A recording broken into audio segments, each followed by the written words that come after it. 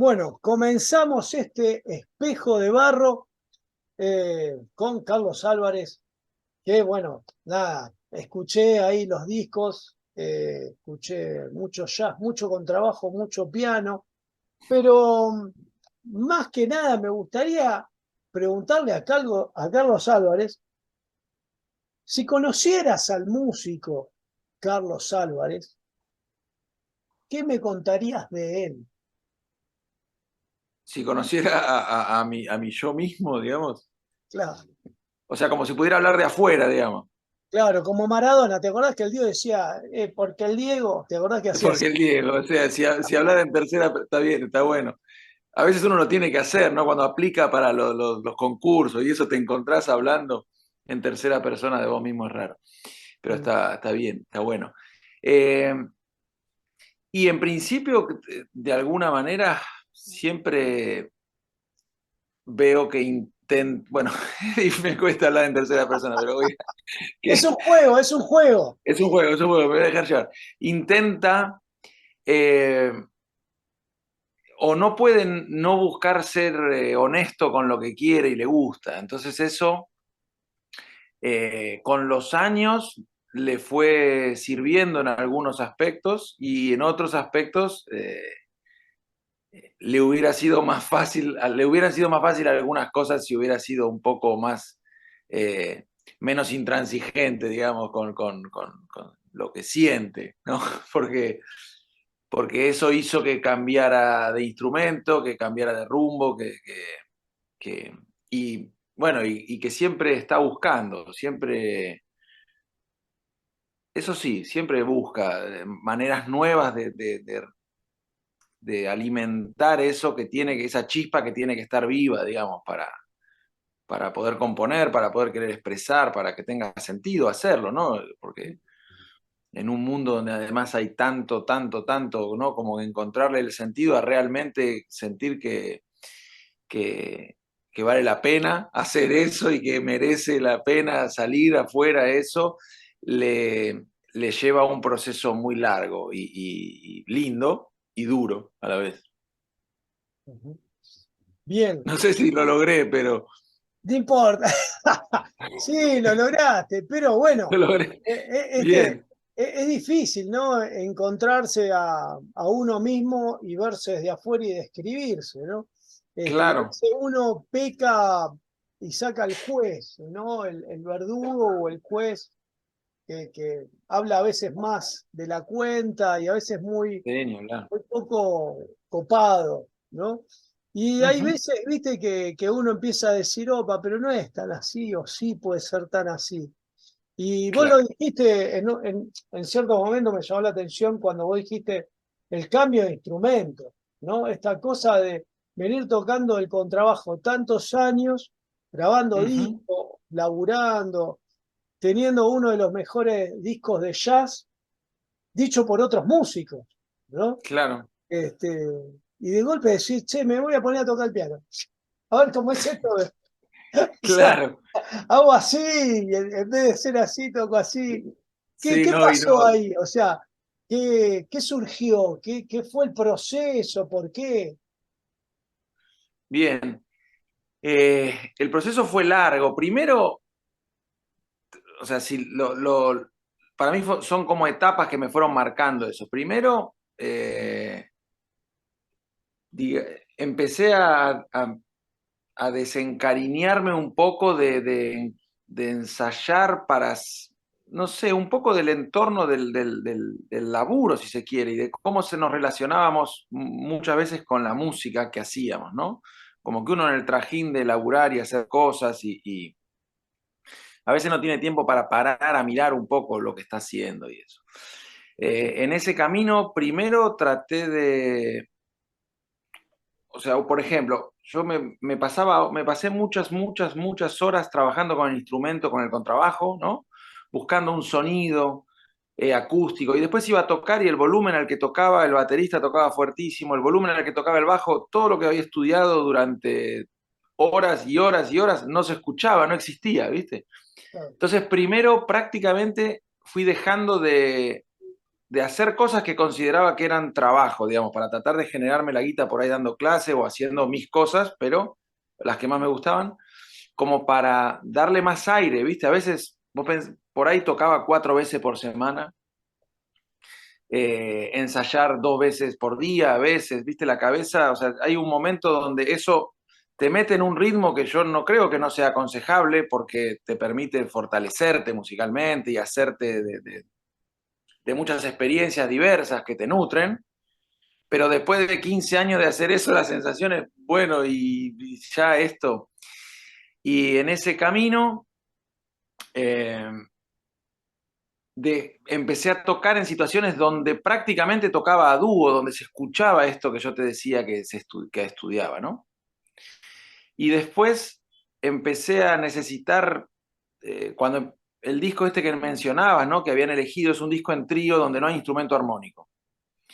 El disco anterior que tengo editado es un disco donde tampoco hay instrumento armónico. Cuando muchas veces le daba, digamos, acordes a otro instrumentista que tocaba acordes, eh, que elegía sus acordes, su versión de sus acordes, más allá de que me encantara, porque por algo había llamado a ese músico y me gustara la manera, de hecho, a mi modo de ver, tremendos músicos y grandes armonizadores, pero nunca eran los acordes que yo quería.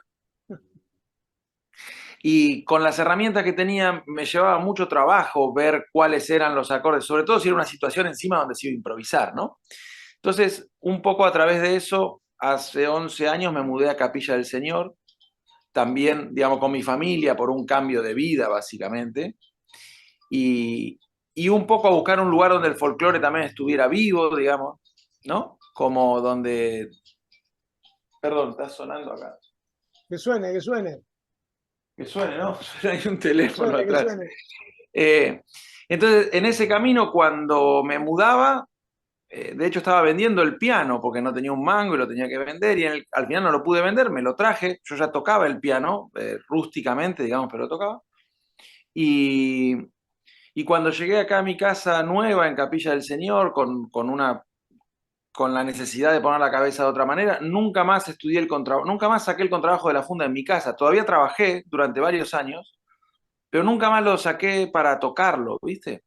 A partir de ahí me metí con el piano y te diría que fue como medio mágico e inmediato. No, lo que pasa es que el proceso es muy largo. Yo todavía no he encontrado, o sea, no sé, estoy en un, o sea, si el camino de entenderme con el piano, digamos, tiene, o en el horizonte del camino de entenderme con el piano, estoy recién dando los primeros pasos, ¿viste? Más allá de que lo que voy haciendo con el piano lo hago con una conciencia de que es eso y eso es lo que tiene que ser. Pero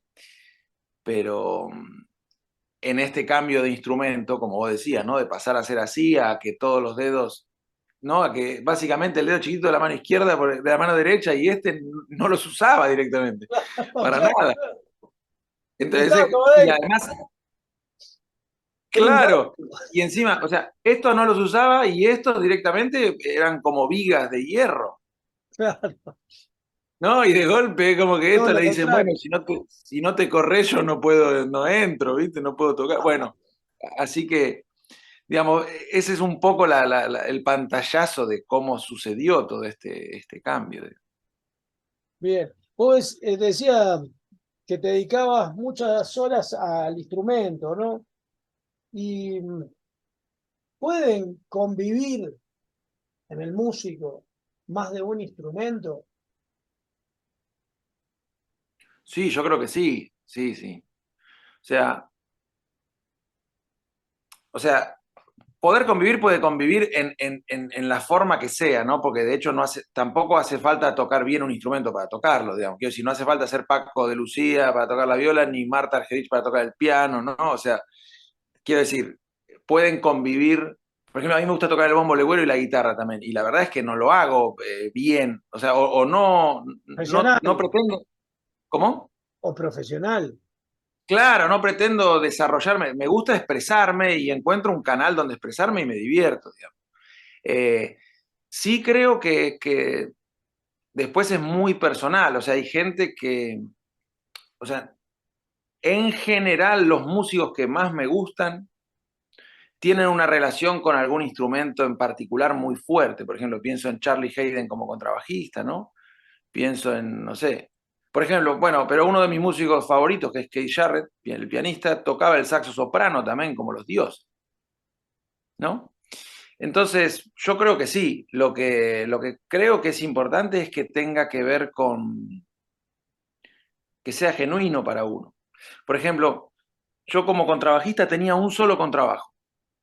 Nunca pude tener más de uno, no quería tocar, siempre quería tocar en mi contrabajo, ¿el otro para qué? O sea, de No, hecho a aparte, veces me dicen, no te dan ganas de tocar, y bueno, porque vendí mi contrabajo, ¿no?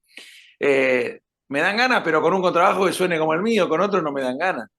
mirá, Entonces, esa, por ejemplo, es una parte, digo, aún desde la perspectiva que yo tenía, muchos contrabajos eran muchos instrumentos. Entonces, depende de cómo uno esté. O sea, yo hoy potencialmente agarro un contrabajo y lo toco con facilidad, digamos, pero no siento que toque el contrabajo. En algún punto me siento en este momento habitando el piano, digamos, como cosa. Pero sí creo que se puede, hay gente que lo hace y que lo vive con una libertad enorme y es hermoso verlos tocar también, ¿no? qué bárbaro. Bueno, muchas gracias por la respuesta, porque la verdad es siempre tener estas visiones, esta forma de ver, este, a veces uno dice, pero tenés que tocar un solo instrumento porque así te... Y a veces pasar por varios instrumentos, ¿viste? Yo también toco un poquito el piano, ¿viste? También Claro, voy así, ¿viste? Y es verdad, si uno quiere tocar como Paco Lucía, primero está difícil la cosa, ¿no? primero que, claro, él mismo Primero está sufría. difícil, ya el partido se complicó. Pero ser genuino, qué importante es eso, ¿no? Buscar lo que uno Claro. quiere. Che, ¿y qué diferencias notás? Ya esto más en los géneros musicales. ¿Qué Ujú. diferencia encontrás en el jazz, en el folclore, en el tango? Bueno, o sea, la primera diferencia para mí, o la más marcada, si se quiere, o sea, por supuesto diferencias hay en muchos planos, pero la rítmica es tal vez la más marcada porque, eh, bueno, hoy en nombre del jazz, digamos, se agrupan músicas extremadamente diversas, aún rítmicamente, ¿no? Hay discos de jazz que por ahí están tocados sobre ritmos de chacarera, por ejemplo. Entonces, Ah, en ese sentido, pero yo lo que pienso básicamente es, por ahí, como para describirlo, es que hay un punto en común que es la canción. ¿Sí? O sea, como la idea de la canción, la narrativa de la canción, eso existe en el jazz, existe en el folclore, existe en el tango, ¿sí? Esa canción puede ser representada armónicamente de distintas maneras y hay características en cada género, pero a la vez desde algunos lugares se vuelven medio universales. Por ejemplo, vos escuchás al Cuchi Leguizamón y escuchás un estándar de jazz y escuchás un tango y ahí las armonías, digamos, se juntan hasta aún con la música clásica porque es lo que por ahí va nutriendo a todas estas músicas también. ujú. Y después, bueno, hay características rítmicas que son particulares, en principio, por ejemplo, en el folclore, ¿no? Donde es básicamente una música bailable. O sea, no todas, ¿no? Pero muchas son danzas y tienen formas muy... Entonces, la deconstrucción de eso se puede hacer y por eso uno dice por ahí estás como yaceando un tema, porque estarías desarmando esa estructura, estás, digamos, saliendo de que esa estructura o corriendo a esa estructura de la posibilidad de ser bailada en orden, ¿no? La podés bailar en una fiesta si estás entusiasmado. Pero, pero y después, bueno, o sea, bueno, eso, hay muchas diferencias, pero a la vez siempre creo que son más las similitudes que las diferencias, digamos, desde algún aspecto. River. Es complejo de decir porque en realidad, digamos, si tengo que ser más específico sobre lo que realmente pienso sobre esto, yo creo que, mira, te voy a contar una cosa. Yo antes creía que me gustaba el reggae. Siempre escuchaba Bob Marley desde que soy chiquito. Ujú. Y yo creía que me gustaba el reggae. Y un día me di cuenta que no me gustaba el reggae, que me gustaba Bob Marley.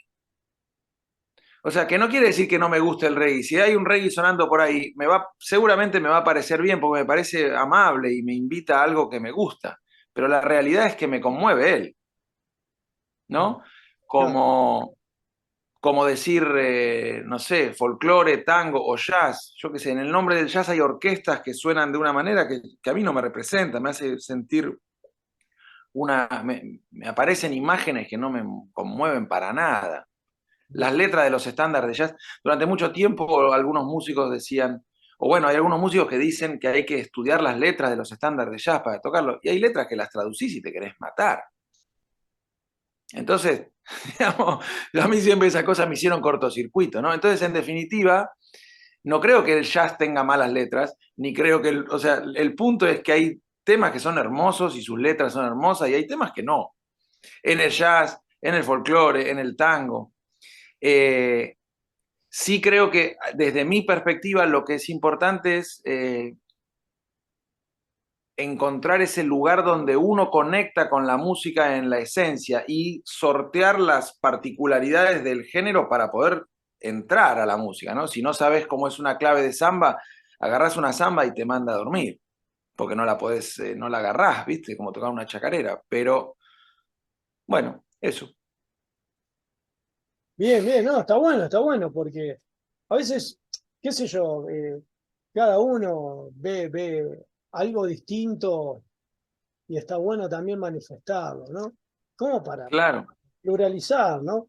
Y yéndonos un poquito para el jazz, para esa época de contrabajista, donde Ujú.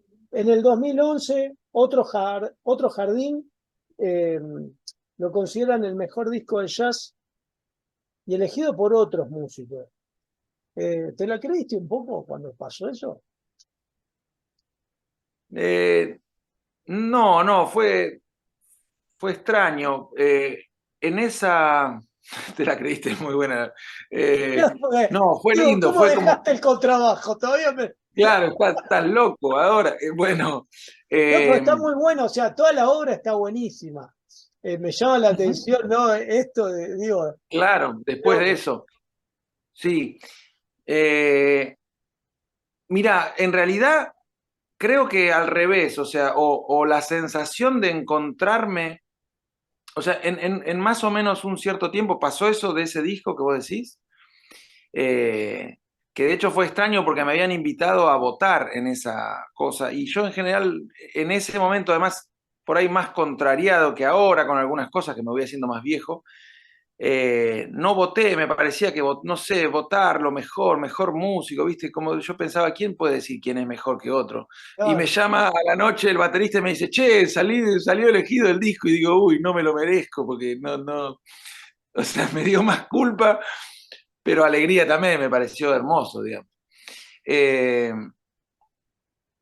y en realidad, tanto eso como un tiempo después pasó otra cosa que, bueno, de paso te cuento, digamos, toqué con Tony Mala, había un saxofonista que era como mi héroe en ese momento, un músico que vive en Nueva York, que tiene un disco que se llama Adobe, donde tocan Dorotea la Cautiva de Ariel Ramírez, o sea, era uno de mis músicos favoritos, entre los 5 favoritos. Vino a la Argentina, me convocaron para tocar, tocamos, y él bueno, me dio una devolución muy linda y me dijo que lo que yo tocaba como que tenía que salir para afuera, una cosa así fue su devolución, ¿no? Y, y acto seguido, digamos, cayó esta situación de dejar el instrumento, como que en realidad, ponele, me acuerdo de que después de que pasó eso y le contaba esto a mi hermana me decía, pero él te dice eso de tocar el contrabajo y vos vas a dejar de tocar el contrabajo. Le digo, lo que pasa es que el punto es que está hablando, yo estoy pensando en otra cosa, está hablando de que salga lo que tiene que salir para afuera, y si no es no importa, o sea, así no me llame nunca más. El tema es que hay que seguir en ese camino. Y en ese camino, en realidad, esas cosas, en vez de aferrarme al contrabajo, me dieron la fuerza para soltar. O sea, es como decir, uy, qué bueno que está eso ahí, que se valora así, que ponele, cuando dejé de tocar el contrabajo, estaba por tocar en el grupo de un músico argentino que admiro muchísimo, que toca en otro jardín, que es Rodrigo Domínguez, y él me estaba invitando a tocar en su cuarteto y le digo, che, mirá, no voy a tocar porque no toco más el contrabajo, dejo. Entonces, o sea, y me pesaba porque era un grupo, un proyecto en el que me hubiera gustado formar parte, digamos, ¿no? Pero bueno, también hay que, es como poner en la balanza, yo siento que todo no se puede y que no, volviendo a lo que decía de los instrumentos, si hay algo que yo siento pero que es personal en mí y que veo que hay otra gente a la que no le pasa, que tengo mucha energía pero no para diversificarla demasiado, o de alguna manera tiene que haber un hilo conductor que coordine toda esa energía, si no me voy. Y, y por eso tuve que dejar directamente el contrabajo también, no lo pude tener al lado, además que lo amo al contrabajo, le dediqué, no sé, 17 años de mi vida, muchas horas. Ujú. Eh, y hacerlo a medias tampoco me daban ganas, o sea, entonces, pero bueno, me fui por las ramas, pero No, creo no, que no, está había, bien, está bien, está bien. un rato antes había respondido a tu pregunta. No, bien, bien, bien. Y justo dabas entrada a esta siguiente pregunta A ver. de cómo es tu día a día en el trabajo como músico. Yo, digamos, desde hace muchos años, siempre me obsesionó mucho estar muchas horas haciendo, ¿no? Después con el tiempo fui, o sea, practicando, digamos, estudiando, ¿no? Durante el día. Eh, yo me levanto a la... O sea, hace años que le digo practicar y no estudiar, ¿no? Tratando de cambiarlo. Para mí es como una práctica. Entonces eso me predispone a mí, tenga ganas o no tenga ganas, a entrar en mi horario de práctica. Si esa práctica es que estoy con algo del cuerpo, porque trabajo mucho con mi cuerpo, con los músculos, con los huesos, para entender el mecanismo del uso del cuerpo. Ujú. Entonces yo a la mañana llevo a mis hijos a la escuela, digamos 8 menos 20, y después vengo y estoy en principio 4 horas a la mañana dedicado a esa práctica, donde ahí adentro entra lo que sea en lo que esté, digamos, ¿no? Y después durante el día tenga las horas que pueda. En general trato de 6 horas por día estar dando vueltas sobre la cuestión concreta, digamos, sentado en el instrumento o haciendo algo pertinente a eso.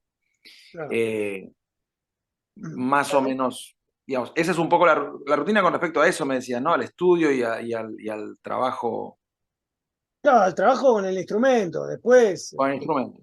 el otro oficio, Sí, lo tenés otro se va adaptando, digamos, pero sí, en principio todas las mañanas, lo que hago a diferencia de cuando era más chico, es descansar el sábado y el domingo puede que toque, bueno, puede que dé clase y eso, pero quiero decir, fuera del estudio, por ahí, si me siento, no me lo tomo como esa práctica, es lo que pinte en el día. Si por ahí quedo solo en casa, me paso el día entero tocando, ponele, pero por ahí trato de tocar desde otra perspectiva, no, o sea, menos centrada en esta idea de la práctica. Durante la semana, todos los días tengo esa práctica. Hace muchos años con el contrabajo me fui de vacaciones y me llevé el contrabajo en esta quemazón que tenía en la cabeza y hice un síncope en el verano, se me apagó todo, vi dibujitos de colores, digamos.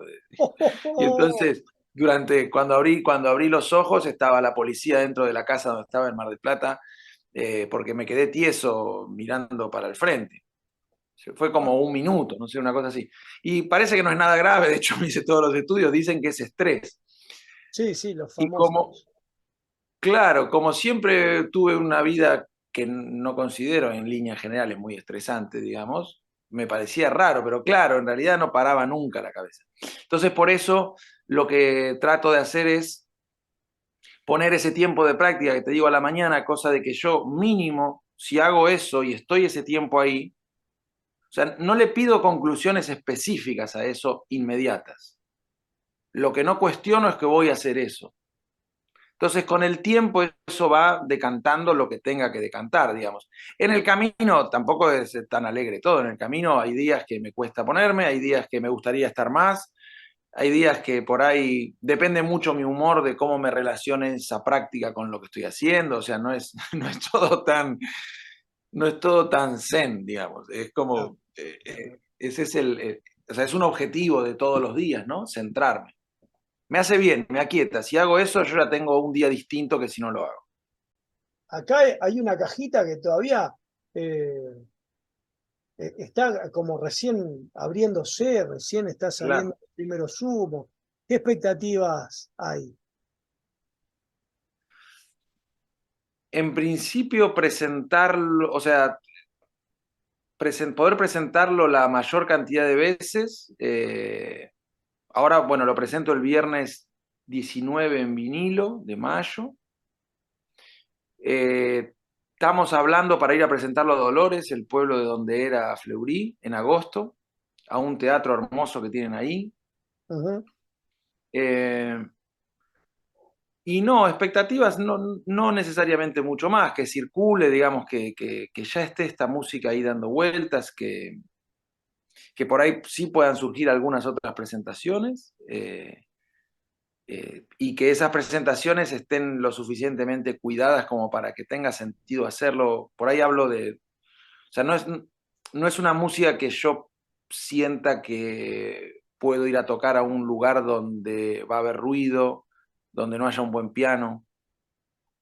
Es una música muy minimalista, digamos, muy austera, entonces yo siento que si estoy necesito estar en un lugar donde con una nota la sala entera se llene, digamos.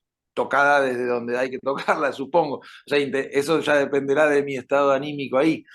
Pero, o sea, en realidad eso, que salgan todas las presentaciones posibles dentro de esos parámetros, para mí sería lo ideal, digamos, y que circule, digamos, que lo está haciendo de a poquito el disco siempre.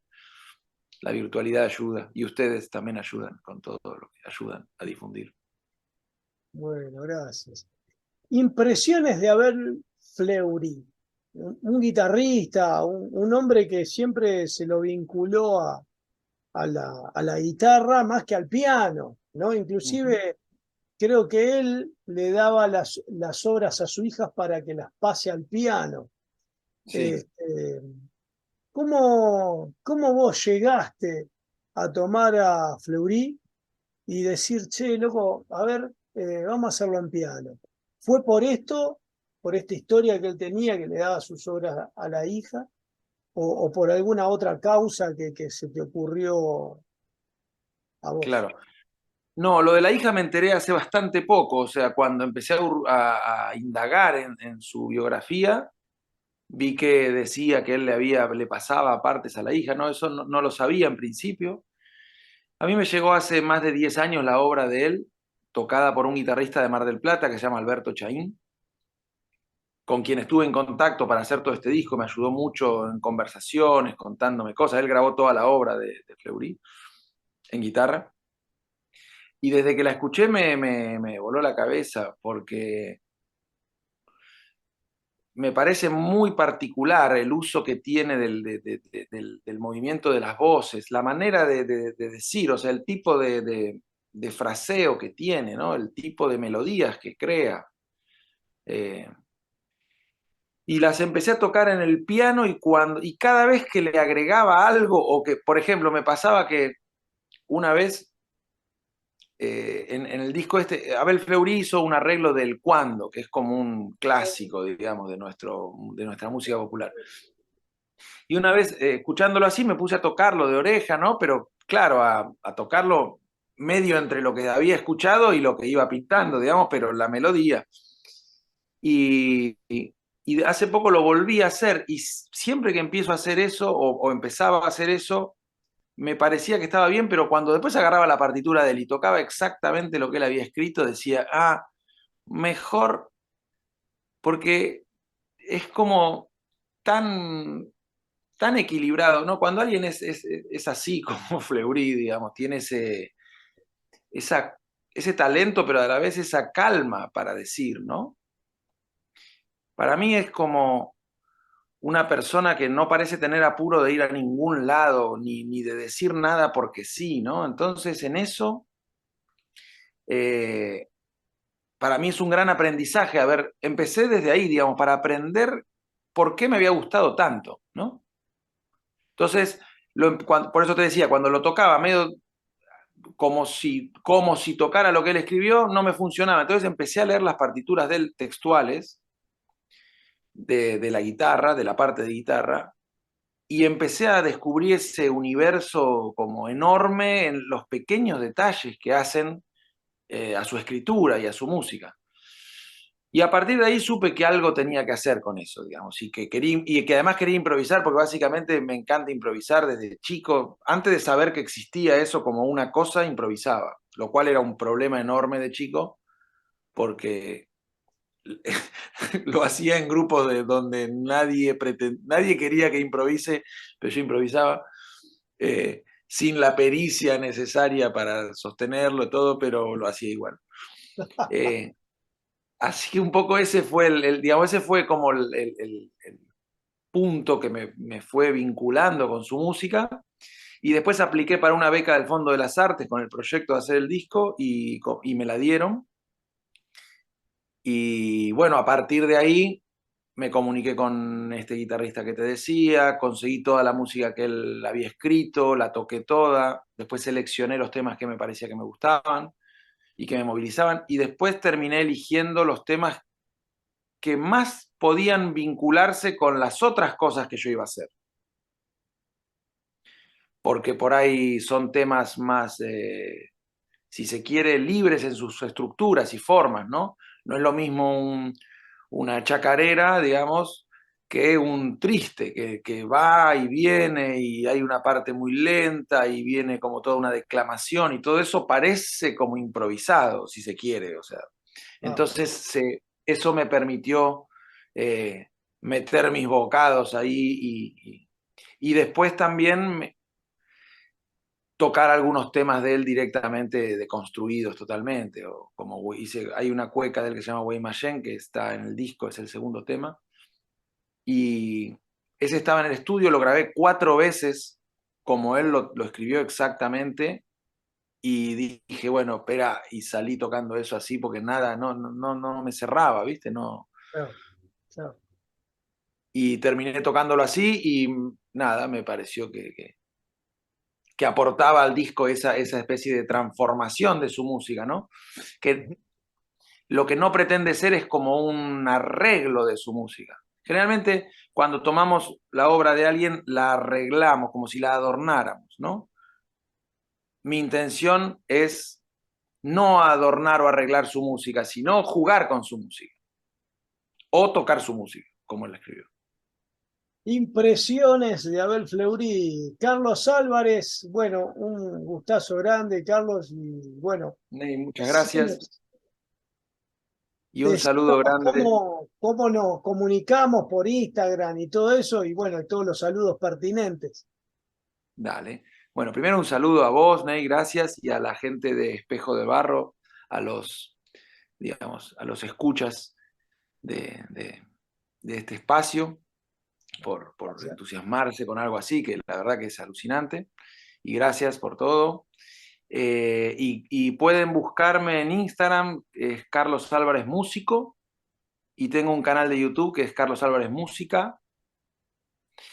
Y después el Club del Disco, que es donde han salido los 2 últimos discos y estamos subiendo los otros, están tanto en Spotify como en YouTube. O sea, es buscarlos desde. De la Bueno, en plataforma. Instagram y en mi canal de YouTube encuentran links a los otros discos, digamos. Bueno, Carlos, muchas gracias. La verdad que me había hecho siete preguntas más o menos, pero dije, bueno, vamos por algunas más, porque se puso Ahí interesante. va, muy bien. Bueno, muchas Buenísimo. gracias y bueno, un saludo grande ahí a la familia, a todo el pueblo de allí, de que estás en Buenos Aires, ¿no? Yo estoy en Capilla del Señor, en Exaltación de la Cruz. Ah, ni idea dónde. Es a 80 kilómetros de Capital. Es un pueblo, tiene la primera escuela de la provincia de Buenos Aires. Es en la provincia de Buenos Aires, a 80 kilómetros de Capital, un pueblito viejo. Ah, ya voy a leer algo. Bueno, Carlos, Dale, un abrazo grande desde acá, desde Espejo de Barro, desde Tras la Sierra hacia allá. Un abrazo enorme. espectacular. Bueno, Y el nombre Mucha- hermoso, Espejo de Barro, me parece maravilloso. Viste, bueno, ya te contaré las tantas historias que tiene. ¿Cómo no? Por favor. Abrazo grande y nos Un vemos. abrazo muy grande.